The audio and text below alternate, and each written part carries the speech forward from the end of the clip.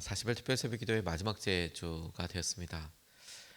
저희가 아, 몇 번에 걸쳐서 40일 특세를 강해처럼 성경을 설교하다 보니까 아, 이제 웬만한 성경 말씀들이 전부 쭉 다 본문으로 이렇게 지나가게 됐는데 그럼에도 불구하고 새롭게 하나님께서 우리에게 허락하신 것들을 이렇게 주목하고 기도하면서 갈구하다 보니까 특별히 이번 제2차 40일 특별 새벽 기도회 대해는 다윗에 대해서는 참 많은 설교를 하고 특세도 하고 성령 집회나 주일 때에도 이렇게 말씀을 나눴는데 우리가 상대적으로 사무엘이나 사울에 대해서 자세하게 살펴볼 수 있는 기회는 조금 덜했던 것 같습니다. 물론 우리가 날마다 묵상을 하고 큐티를 할 때에도 본문을 읽지만 이렇게 어떤 주제를 가지고 그것이 어떤 기준으로 어떻게 질문될 수 있는지 살펴보고 있는 것 자체가 우리에게 되게 특별한 도전이라고 싶은데, 우리가 마지막 세 번째 왕인 다윗이 어떻게 왕이 되었는가, 그걸 이제 살펴보고 있습니다. 오늘은 이제 미갈, 다윗의 아내였던 미갈이 다윗을 도와주는 그 장면을 보고 있는데, 다윗에게 있어서 왕궁은 직장이자 미래이죠. 그러죠? 직장이면서 동시에 미래인데, 그 직장 날마다 출근하는 곳에 자기를 그렇게 미워하는 사람이 있으면 어떻습니까, 여러분? 그냥 환영받지 못한다는 것도 참 쉽지가 않은데, 창을 주고 죽이려고 하는 사람이 있으면 이 정도까지는 사람과 함께 같은 직장에 있는다는 것은 진짜 쉽지가 않죠. 사울이 딱 그랬습니다. 가족 중에 자기를 이렇게 미워하는 사람이 있다고 생각해 보세요. 그러면 어떻습니까? 사울이 다윗에게 딱 그런 사람이었어요. 그러니까 다윗에게 있어서는 관계에 있어서나 직장에 있어서나 미래에 있어서 정말 힘들죠. 안타깝죠. 그런데 오늘 이 본문에서 그런 사울을 대하는 다윗에게 굉장한 특이점이 보여요. 우리가 이렇게 보면서 약간 이 사람 약간 되게 진짜 너무 착하다 혹은 어리숙하다 싶을 정도의 그런 모습이 보이는데, 정작 하나님의 모습과 시선에서 보면 하나님께서 다윗을 포기하지 않고 그래도 이런 모습 때문에 왕이 되게 하신 것 아닌가? 이런 생각이 들 만큼의 그에게는 우직하고 어리석어 보일 만큼의 충성이 있어요. 오늘 미갈과의 일을 통해서 하나님께서 우리에게 보여주시는 다윗의 한 단면을 우리가 좀 보고 싶습니다. 다윗 미갈도 사울의 마음을 알고 있었습니다. 제가 이렇게 제목을 정하고 표현한 이유가 있어요. 미갈도 알고 있었어요. 마치 어떤 전제가 있는 것처럼 느껴지냐면, 다윗은 알았나 싶은 거죠. 미갈도 알고 있었는데 다윗은 몰랐나? 알지 않았을까 싶음에도 그러면 다윗은 왜 이렇게 행동하고 있는가 하는 점인데, 미갈도 아버지가 다윗을 싫어하는 거 알았어요. 오늘 8절에서 12절까지 말씀을 보면, 또 전쟁이 일어나니 다윗은 출전하여 블레셋 사람들과 싸웠다. 다윗이 그들을 쳐서 크게 무찌르니 블레셋 사람들이 다윗 앞에서 도망쳤다. 그런데 사울이 창을 들고 궁중에 앉아 있을 때에 주님께서 보내신 악한 영이 또 강하게 사울을 강하게 사로잡았다. 다윗이 수금을 타고 있는데 사울이 창으로 다윗을 벽에 박으려고 하였다. 다윗이 사울 앞으로 피신하였으므로 창만 벽에 박혔다. 다윗은 도망하여 목숨을 건졌다. 바로 그날 밤에 사울이 다윗의 집으로 부하들을 보내어 그를 지키고 있다가 아침에 죽이라고 시켰다. 그러나 다윗의 아내 미갈이 그에게 당신은 오늘 밤에 피하지 않으면 내일 틀림없이 죽습니다 하고 경고하였다. 미갈이 다윗을 창문으로 내려보내니 다윗이 거기에서 달아나서 목숨을 건졌다라고 이야기하고 있습니다. 이 장면을 굉장히 급박하고 자세하게 설명을 하고 있죠. 이날 밤에 있었던 일을. 그런데 여기서 한 가지 주목해 볼 것이 있어요. 미갈이 다윗에게 권면하고 있는 거 아닙니까? 지금 피하지 않으면 내일 아침 당신 죽습니다 라고 이야기하죠. 미갈도 아버지 사울 왕이 자기의 남편 다윗을 싫어한다는 것, 죽이려고 한다는 것을 알고 있었습니다. 그래서 사울이 보낸 군인들이 왔을 때, 그리고 내일 아침에 데리고 가려고 한다는 것도 그녀가 알았을 때 지금 밤에 남편을 바깥으로 보내려고 하는 것 아니겠습니까? 그런데 다윗은 왜 빨리 사울 왕을 곁을 떠나지 않았을까요? 이게 질문인 거예요. 미갈도 알고 있었잖아요. 그리고 제 생각에는 군사들도 알고 있었을 것 같아요. 사울의 측근들도 알고 있었을 것 같아요. 잡아 보내잖아요. 왕궁에 같이 살았던 사람도 알고 있었을 것 같아요. 창을 던지잖아요. 그것도 창을 던지는데 여러분, 실수야, 재미로 던진 거야. 놓쳤는데 그렇게 날아갔네. 이게 아니라 벽에 꽂히도록 던지는 거 아니에요. 수금을 타고 있는데 던져가지고 그게 벽에 꽂힌다는 거 아닙니까? 이게 지금 오발 사고 나듯이, 왜 총기나 이런 것들은 잘못 스위치를 눌러서 혹은 방아쇠를 당겨서 나갈 수 있는 일이 오발 사고가 있을 수 있죠. 근데 창은 오발 사고라는 게 있을 수가 없어요. 던져야 되는 거잖아요, 겨냥해서. 근데 또 던졌어요. 실수야. 이렇게 얘기할 수 있는 건가? 한 번은 그렇다 치고 두 번은 글쎄, 세 번? 이게 가능한 건가? 그런데 다윗 몰랐나?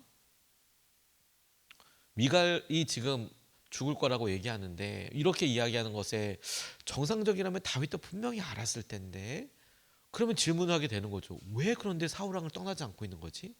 지금까지? 제게 이것이 되게 중요한 질문이 됐어요. 창을 세 번이나 던지고, 그리고 블레셋과의 여러 번의 싸움에서 승리하면서 사울왕의 마음이 점점 더 험해지고 있는 것을 느끼면서도 그는 왜 참고 있었을까? 그리고 이날 미갈이 이야기해 주지 않았다고 하면 아마 그가 죽음을 맞이할 수도 있었을 것 같아요. 진짜로. 이것은 사울에 대한 충성이라고 밖에 볼 수가 없는 거죠. 아니, 이렇게 나를 미워하는데 그는 이 자리에 지켜서 사울을 향하여서 충성을 지키고 마음을 지키고, 이게 그의 진심이었어요. 싸우려고 하지 않아요. 창이 날라오는데 막거나 그러지 않고 그냥 자리를 피해요. 그리고 사울왕이 그렇게 얘기하면 떠나거나 도망가거나, 이걸 저희 같으면 진작에 했을 것 같아요. 첫 번째 창 날라왔을 때 도망갔을 것 같아요. 두 번, 세 번, 그렇게 했을 것 같아요. 그리고 그에게 있어서 여러 일들과 말들 했을 때 그런 고비가 없었을까요? 창을 던질 정도인데.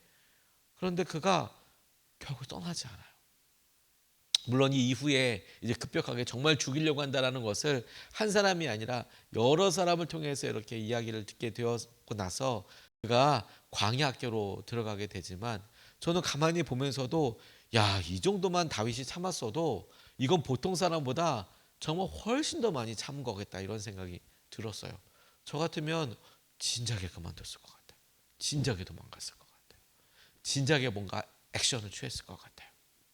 근데 도망치고 자리를 피하고 미갈의 말을 따라서 그가 자리를 피하죠. 저는 이 마음을 하나님께서 참 소중하게 여기신다고 싶어요. 넌 왜 이렇게 바보 같아? 사울이 너 싫어하잖아. 몰라? 알아요. 너 죽이려고 하잖아. 너 창 맞으면 죽어. 몰라? 알아요. 근데 사울은 그 자리를 지키고 있어요. 그 사람이 자신에 대해서 어떤 마음인지 알고 알 것 같은데, 그런 마음을 떠나서 그는 동일한 마음으로 대하고 있어요. 사울을.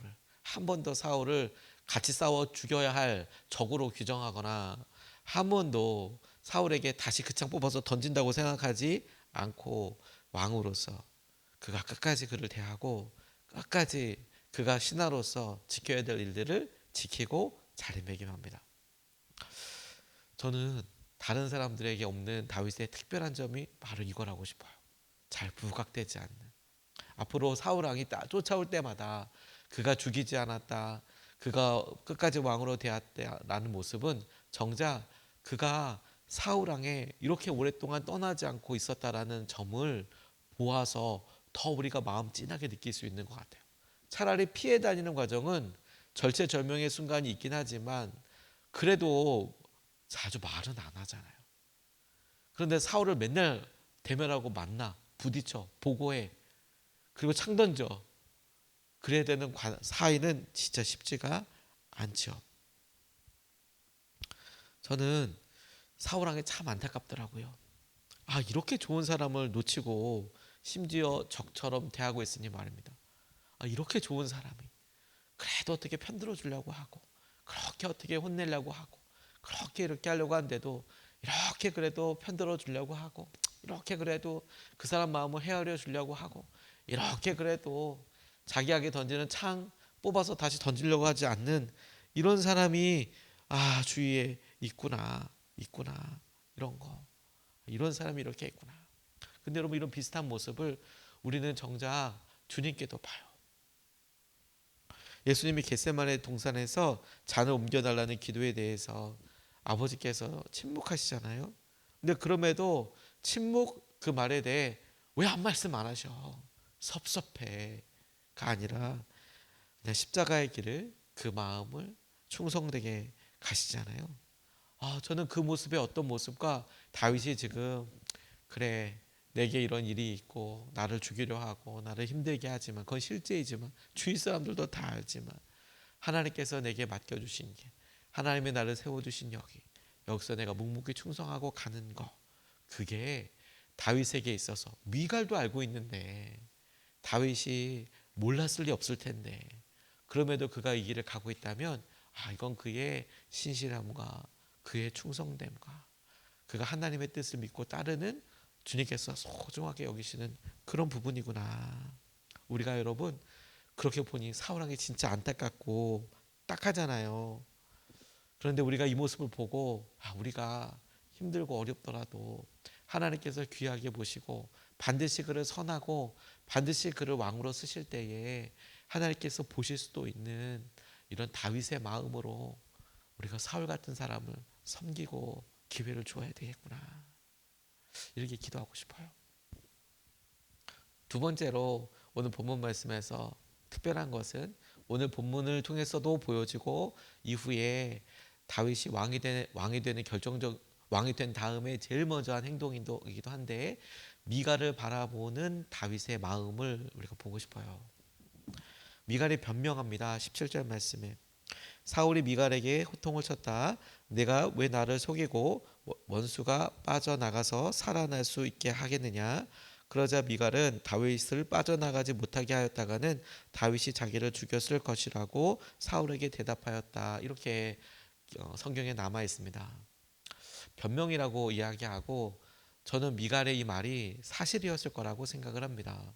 왜냐하면 미갈이 변명했던 내용이 뭐였냐면, 그가 나를 위협했다, 살려주지 않으면 나를 죽일 거라고 위협했기 때문에 내가 어쩔 수 없이 이렇게 보냈다, 이렇게 변명하고 있는 거 아니겠습니까? 우리는 그 자리에 없었고, 그런데 미갈의 그런 변명을 들어보고 진짜 그랬을까라고 생각할 수 없는 게, 다윗을 내려보내고 미갈이 했던 첫 번째 행동은 뭐였냐면, 그곳에 집에 있는 큰 인형 같은 거 하나 이렇게 침대에다가 눕혀놓고 이불 덮어놓고 가발 같은 염소털을 거기다 이렇게 얼기얼기 해놨다는 거 아니에요. 이게 누가 이렇게 얼핏 보면 사람이 누워 있는 것 같은 그런 모습으로요. 요즘 같으면 마네킹 같이 그렇게 놔둔 일을 했다는 거 아니에요. 이건 다윗이 떠나기 전이라면 가능하죠. 변명과, 그러니까 위협 때문에 정말 그렇게 느껴서 할 수 있겠지만, 그녀가 자발적으로 한 행동임에 틀림없어요. 그러니까 내려보내고, 만약 진짜 죽이려고 했으면 병사들 당장 불렀겠죠. 야, 지금 다윗 도망간다 이렇게. 근데 그를 진짜로 보내고 그렇게 뒤에 꾸며놓고 그 다음날까지 시간을 벌어줬잖아요. 그런데 이후에 안타까운 일들이 일어납니다. 이후에 그 다윗이 이제 뭐 몇 번의 이제 살펴보게 되겠지만, 다 와서 뭐 다시 돌아와서 이렇게 가게 되지만, 결국에는 이 미갈이 다른 사람의 아내가 돼요. 다른 사람의 아내가 되고, 그리고 다윗이 왕이 됐을 때 다시 미갈을 자신의 아내로 받아들여요. 아내로 받아들입니다. 그런데 미갈이 지금 그러면 사울왕 앞에서 거짓말하고 있는 거잖아요. 변명하고 있는 거잖아요. 다윗이 자신을 죽였을 거라고 말합니다. 미갈은 아버지도 알았고 이 상황도 알아서 나름의 처신을 하고 있는 거예요. 그렇죠? 그런데 이것이 사무엘에 이렇게 남아 있는 거 보면 다윗도 알았을 것 같아요. 다윗도 아마도. 근데 다윗은 이 모든 것을 이해해 주더라고요. 그리고 선한 의도로 받아준 것 같아요. 당신 내 아내인데 어떻게 그럴 수 있어? 끝까지 내 편을 들어야지. 그런데 사울왕 앞에 가서 그녀가 변명을 한 거잖아요. 안 그랬으면 내 남편 다윗이 날 죽였을 거예요. 그 내용을 다윗이 알았다 쳐보세요. 야, 사울 왕 아버지나 딸이나 섭섭하고 힘들고 어려워 보이지 않겠습니까? 그런데 다윗은 나중에 왕이 될 때, 온 유대의 왕이 될 때 첫 번째 요구 조건으로 자신에게 미가를 다시 보내달라고 이야기해요. 근데 그냥 찾기 위한 게 아니라 진심으로 자신에게 미가를 다시 보내달라고. 이미 다른 남자에게 시집을 가게 됐는데 아마 사울이 보냈겠죠. 네가 그렇게 미워한다면 시집 보내고 유력한 귀족에게 보냈죠. 근데 다시 불러와요. 그러니까 저는 진심이었다고 싶어요. 굳이 그럴 이유가 별로 없잖아요. 그리고 지금 다윗이 그를 그렇게 실제로 겁박하지 않았을 거라는 저는 결정적인 증거라고도 싶습니다. 그런데 여기에 저는 다윗의 귀한 마음이 있다고 싶어요. 뭐냐? 미갈의 마음을 하나님 사람을 신뢰하고 좋은 쪽으로 보아주려는 마음, 좋은 쪽으로 그래도 보아주려는 마음. 저 다윗에게 이거 배우면 좋겠다고 싶어요. 오해하기 딱 쉽지 않아요. 그런데 좋은 쪽으로 보아주는 거죠. 자기가 급박한 상황으로 도망갔는데 그런데 자기에 대해서 들려오는 소리는 뭐? 자기에 대해서 모함하는 거예요. 날 죽이려 했다고 막 이런 식으로. 그런데 다윗이 들리는 말에 따라서 미갈을 대하고 그러는 게 아니라 좋게 봐줘요. 좋게 봐줘요. 좋게 봐줘요. 나중에 그래도 자기 아내로 다시 부르고 다시 기회를 주고 다시 이야기를 하고. 물론 그 이후에 부부의 어떤 관계에 있어서 또 여러 가지 일들이 있지만 그럼에도 불구하고 다윗이 이때 이렇게 보면 좋게 봐줘요. 좋게 봐줘요. 여러분 우리가 다윗이 왕이 될 수 있었던 이유? 그렇구나. 다윗이 하나님께 했던 왕이 되는 길을 보면 그에게만 있었던 특별한 일이라고 보면 다른 어떤 역천의 어떤 길을 겪는 사람들, 반역하는 사람들 왕을 빨리 죽여야 돼. 이게 첫 번째죠 사실. 그래야지 왕위에 오르니까. 근데 다윗이 그렇지 않아요. 오히려 거꾸로 그것을 보고 참고 하나님은 그 길을 사무엘상에서 우리에게 보여주시고 강조하고 계세요. 헨리 나우엔이라는 분이 하버드에서 이렇게 열심히 강의를 하고 있을 때 한 번은 얀 리세라는 여성분이 이렇게 방문을 했답니다. 아침에 이분이 교수였고 수업도 해야 되고 그리고 교수들이 공부만 하는 것 같지만 사실은 행정적인 업무가 되게 많아요. 회의도 되게 많고 자기 찾아오는 사람도 많고. 그런데 헨리 나우엔이라는 사람이 그 하버드에 있을 때만 해도 초특급 강사였거든요. 세계적으로. 그러니까 강연 요청도 너무 많고 뭐 해달라 이게 부탁도 많고 원고도 써달라는 것도 너무 많고. 근데 아침에 이렇게 있는데 그 기숙사 같은 곳에 교수들 사는 기숙사 같은 곳에 갑자기 이제 배를 누르고 나가 보니까 얀 리세라는 그런 여인이 찾아와서 이렇게 인사를 하더라는 거예요. 그래서 이제 언론 이제 받고 이렇게 하는데 장 바니에라고 라르시라는 장애인 공동체를 사역하고 있었던 장 바니에라는 그런 분이 계신데 그분이 안부 인사를 보냈다는 거예요.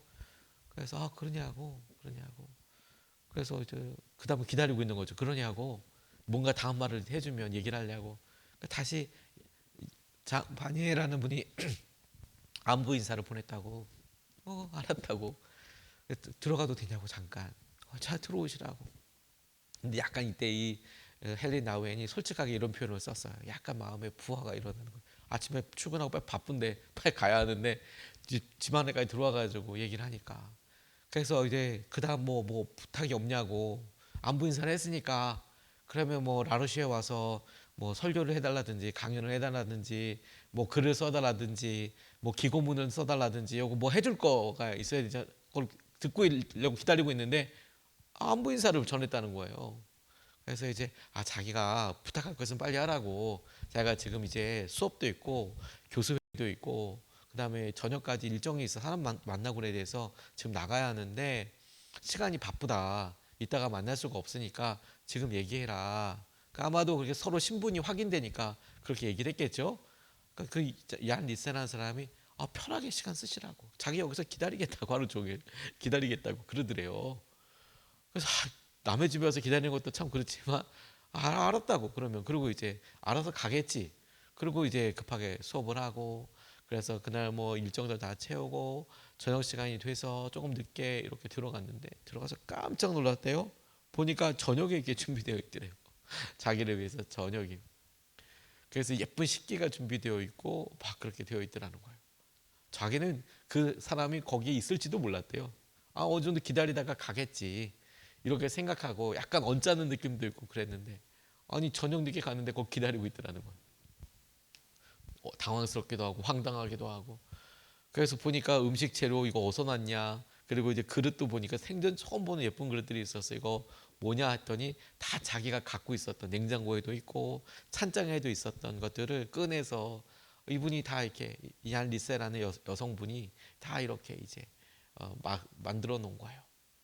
그리고 그 자리에서 또 이야기하더래요. 장 바니에가 안부 인사를 보냈다고. 그래서 알겠다고, 잘 받았다고. 그리고 네, 잠은 당연히 따로 자야 되니까 이제 그 대학교 기숙사에서 이분은 자고, 다음날 헤어지는데 또 얘기하더라는 거예요. 장반이가 안부 인사 전해주겠다고. 마지막 갈 때 도대체 안부 인사를 몇 번 전화했는지 계속 그렇게 이야기하더라는 거예요. 잊지 말라고. 나중에 헤어질 때 잊지 마세요. 장반이가 안부를 전하셨어요. 그런데 이 사람이 이렇게 회고합니다. 결정적인 부르심은 안부 인사에서부터 시작됐다. 무슨 말이냐면 헬린 나우엔이 라르시로 그 장애인 공동체를 들어가게 되는데, 하버드 교수직 다 내려놓고 어느 날 갑자기 라르시 장애인, 중증 장애인 거기 공동체로 들어가 버려요. 그 계기가 된 게 뭐였냐면 이 얀 리사라는 사람이 와서 몇 번이나 전했더니 안부 있지 않습니까? 안부 인사 전했다. 안부 인사 전했다. 그가 자기가 이렇게 바쁘고 사는 게 의미 있나? 그가 내가 앞으로 뭐 남기지? 이런 고민들 하면서 결국에 싹 다 정리하고 라르시로 들어가게 됐던 결정적인 동기가 됐던 사건이라고 하더라고요. 있는 것 가지고 좋게 좋게 봐주고, 좋게 좋게 봐주고, 좋게 좋게 봐주고. 그렇게 우리 하루 사는데 미워하다가 보내기에 너무 아까운 시간일 거예요. 좋게 좋게 봐주고, 좋게 좋게 봐주고. 하나님께서 그런 모습을 어리석다 하지 않으시고 우리가 세상을 이끌어가고 그리고 만지게 하시는 선하신 길로 쓰게 하실 줄로 믿습니다.